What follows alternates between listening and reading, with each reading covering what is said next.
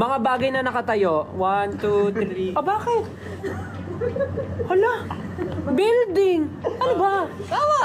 Oh. Tumblr, ayan. Oh, bakit kayo tumatawa? Bahay! Oh. Cellphone. Oh. Oh, Pablo. Statwa. Oh, statwa. Ang dignidad! Oh. Pader. Pader. Oh, nakatayo. Pader. Oh.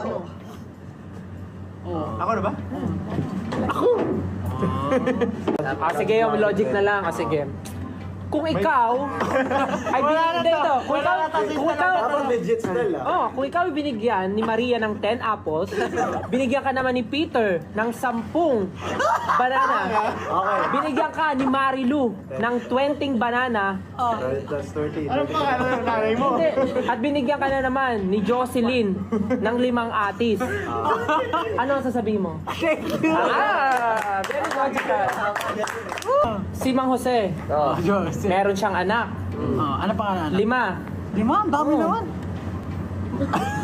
Kayo nga, ilan eh? Nagreklamo ba kami? Kayo nga sa pamilya natin, ilan kayo magkakapatid? May narinig ka ba sa amin? Baka sabi ka naman ng dami, hindi naman namin inapi si Tita Grace. Hindi ko nga pala kalimutan.